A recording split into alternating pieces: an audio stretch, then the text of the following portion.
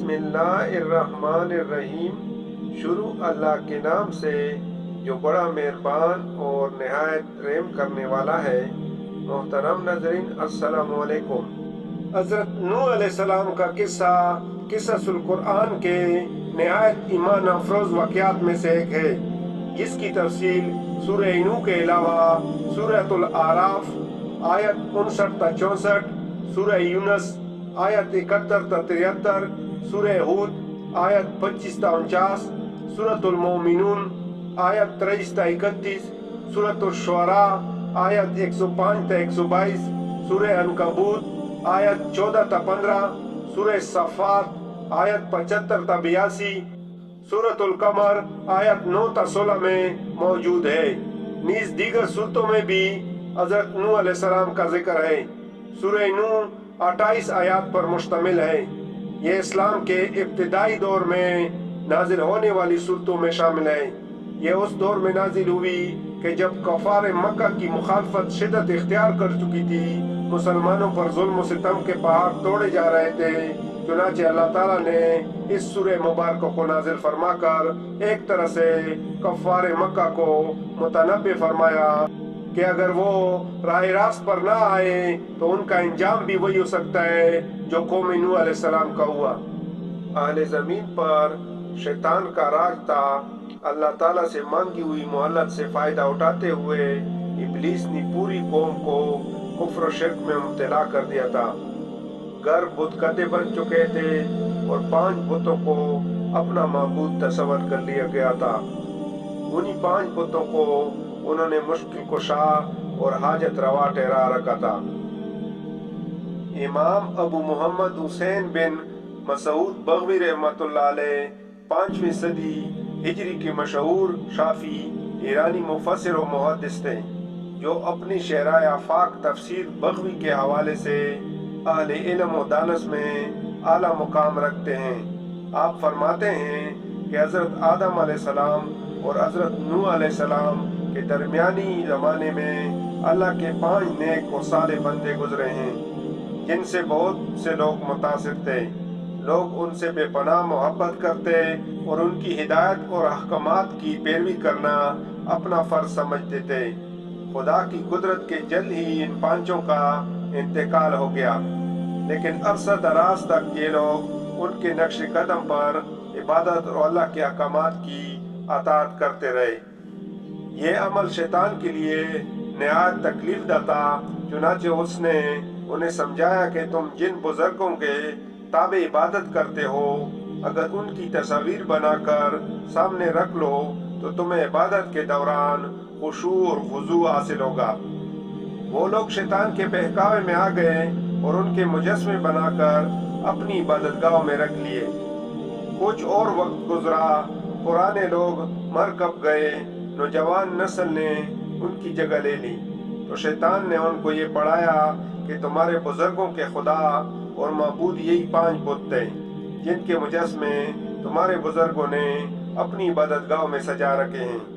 چنانچہ قوم نوح علیہ السلام نے ان کی بت پرستی شروع کر دی، اور وقت کے ساتھ ساتھ ان 5 بتوں کی شہرت میں اضافہ ہوتا چلا گیا، یہاں تک کہ پورے عرب میں ان کی زور شور سے پوجا شروع ہو گئی۔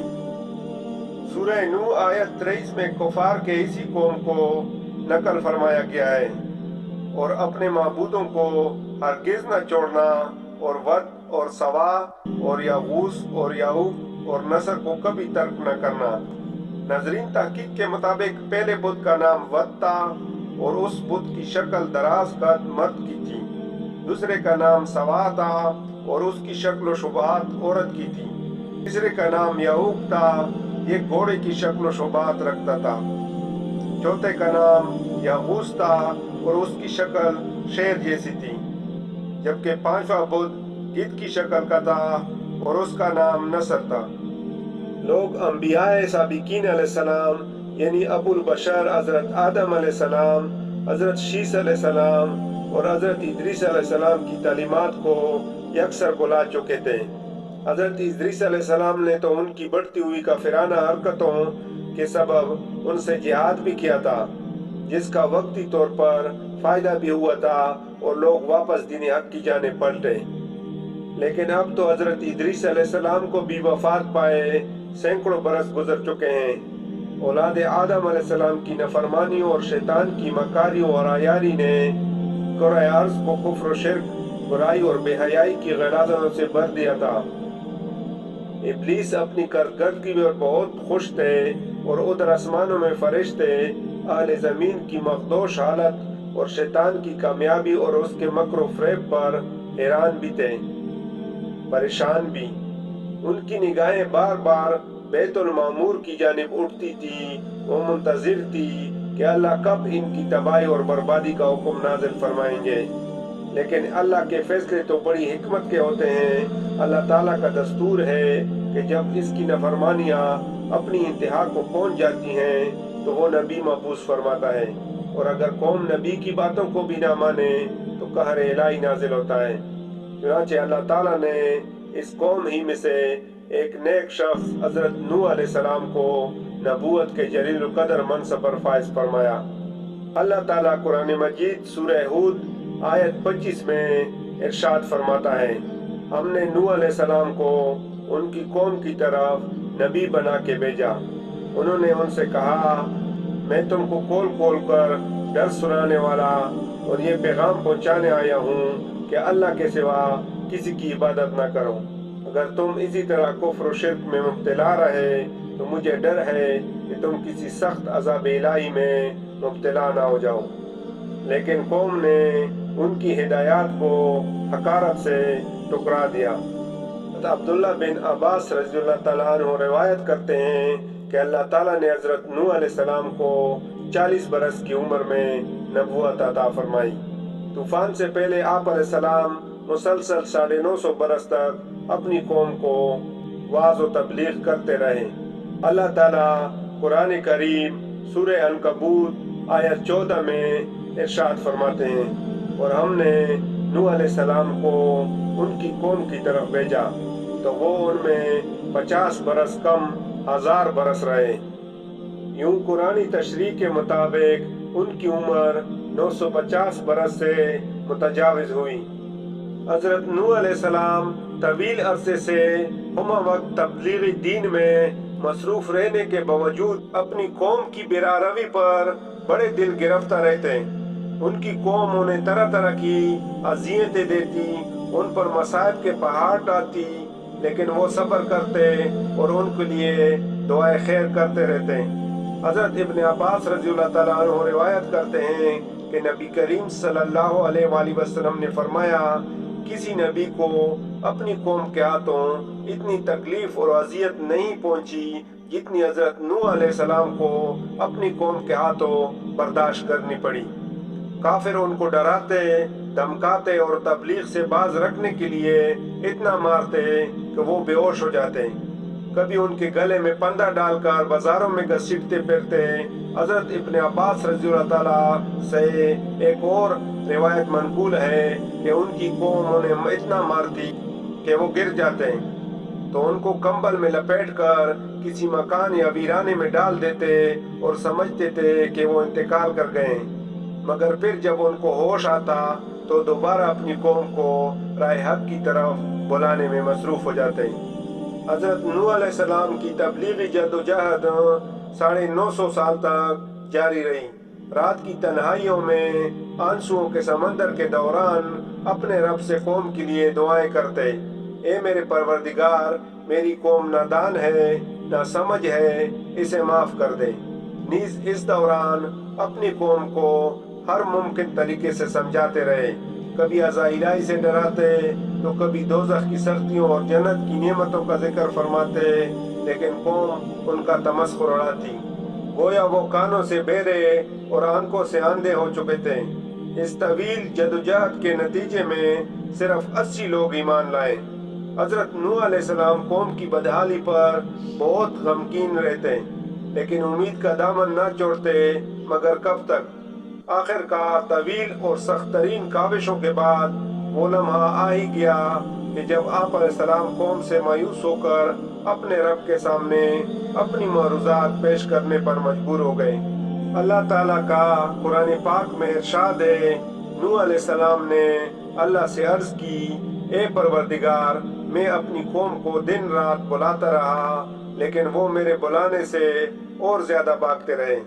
میں نے جب کبھی انہیں تیری بخشش کی طرف بلایا یعنی توبہ کی جانب، تو یہ اپنے کانوں میں انگلیاں ڈال لیتے، اپنے چہروں کو کپڑوں سے چھپا لیتے اور ضد، تکبر اور غرور کرتے۔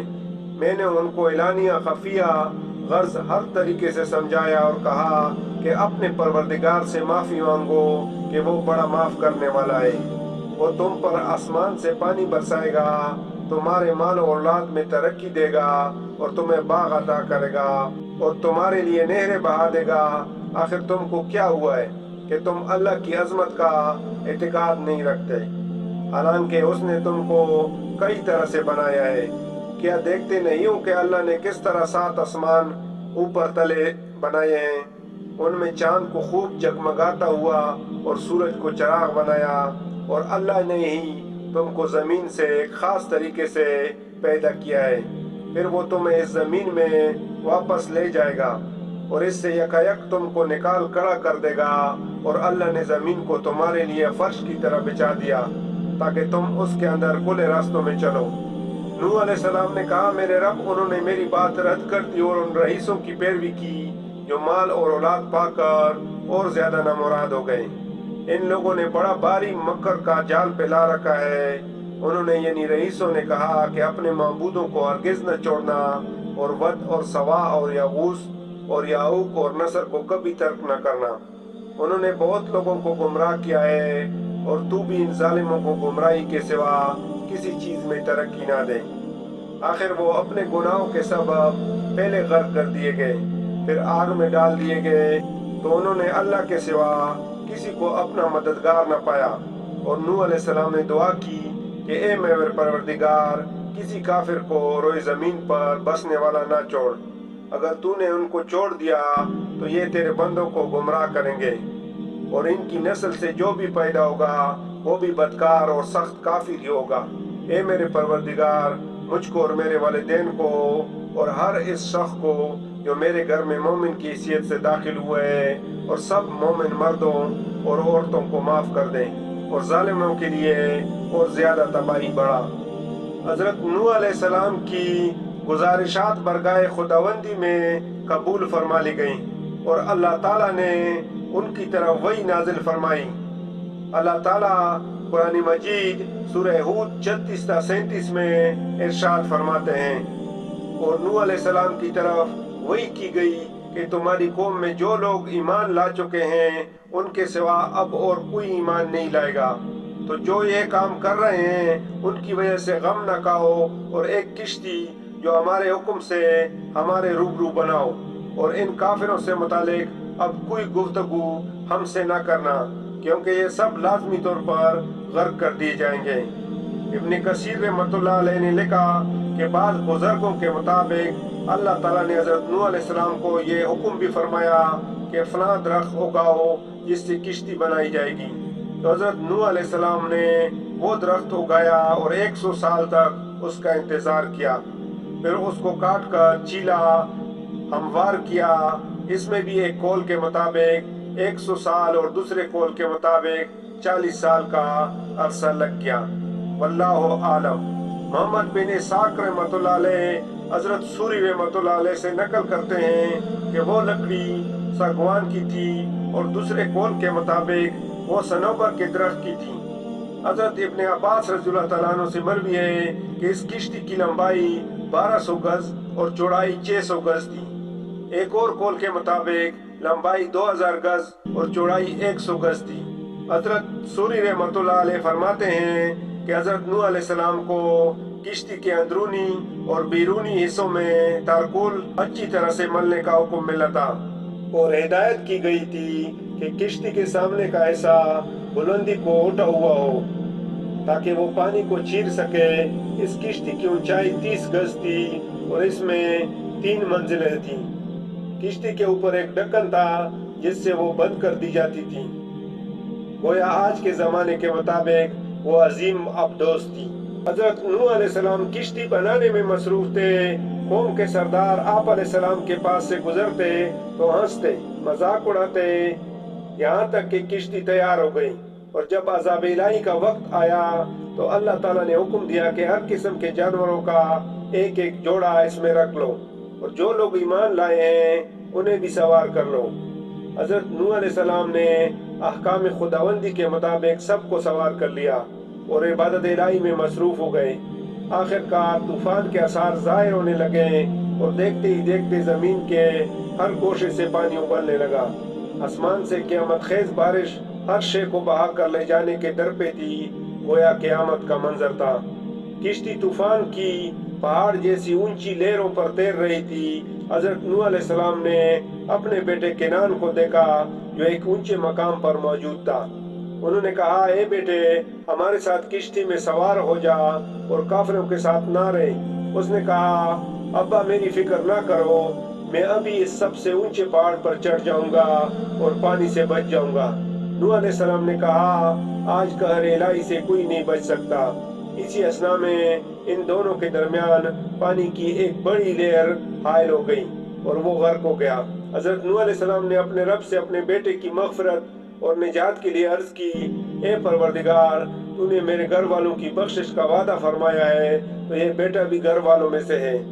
اللہ تعالیٰ نے فرمایا، اے نوح علیہ السلام، وہ تیرے اہل میں سے نہیں ہے کیونکہ اس کے اعمال اچھے نہیں ہیں۔ طوفان نوح علیہ السلام میں پانی کی لہریں اس قدر بلند تھی اور انہوں نے روئے زمین کے تمام پہاڑوں کو بھی چھپا لیا تھا۔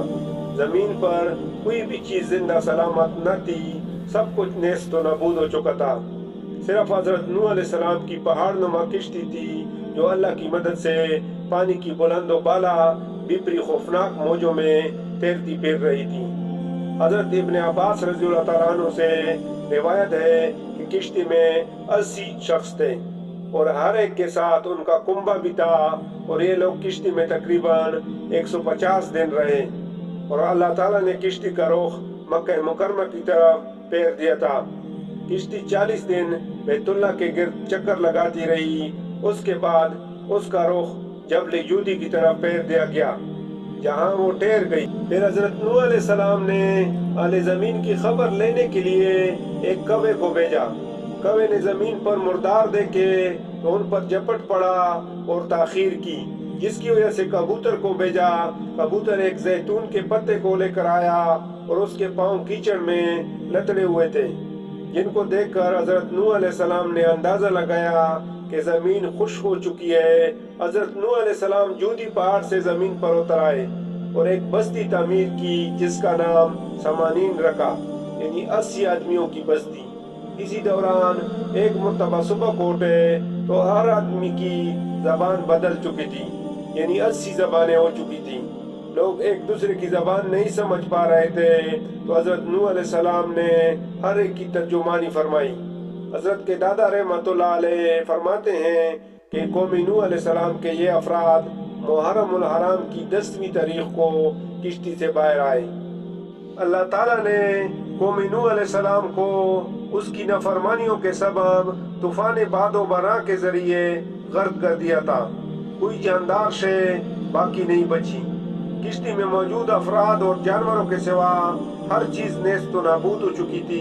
پھر اللہ تعالیٰ کے حکم سے آسمان تم گیا اور پانی خشک ہو گیا۔